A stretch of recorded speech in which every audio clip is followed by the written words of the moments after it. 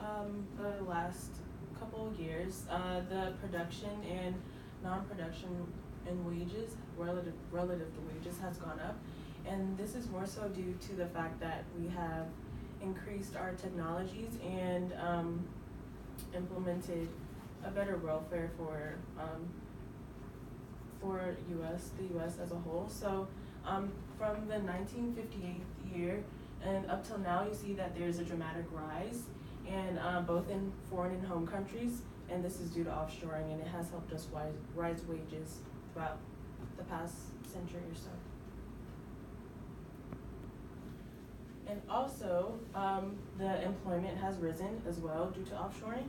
So starting in 1958, we have grown or risen our employment almost 20%. So this trend here indicates that the firms were hiring fewer production workers relative to non-production workers. So they're leaning toward people who are more skilled rather than those who are not as skilled, which has helped the U.S.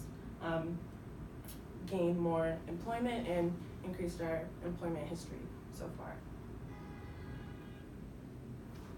And this curve or this graph here is the supply and demand for non-production or production workers since the 1980s. So in this figure here, this indicates that the relative demand for skilled workers must have increased because the shifting relative to the demand curve is going to the right. So you see here, going from the 1980s all the way up till 1988, 1990, it has risen a lot more because we're leaning toward more skilled workers. Okay, so I'm going to talk about the job polarization in the United States. What is job polarization? It's an important factor contributing to economic inequality in the nation. Over recent decades, the U.S. workforce has undergone a dramatic restructuring in response to changes in technology, trade, and consumption patterns. Some sectors, such as healthcare, have expanded, while others, such as manufacturing, have contracted.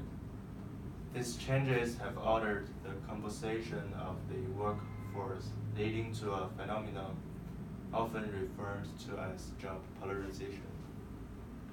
Next. As shown by this graph, is a relative wage and employment of non-production workers from 1990 to 2014. So, while relative wage of non-production workers rose in U.S. manufacturing from 1990 to 1999, shown as the right dots here, their relative employment fell.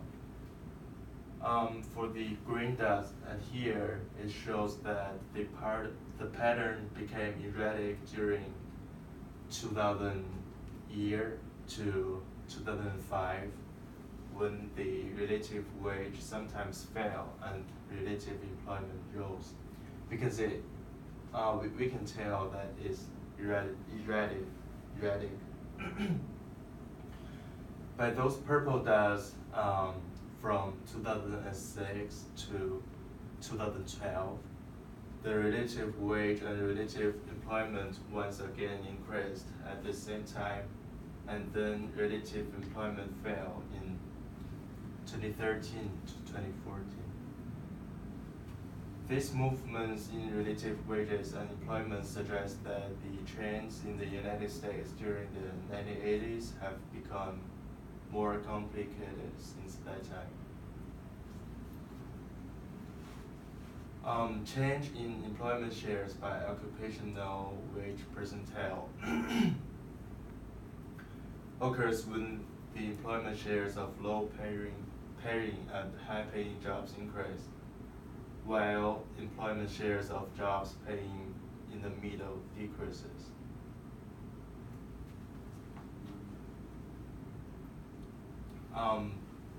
by those bars, is a graph that shows growth in employment by type of occupation.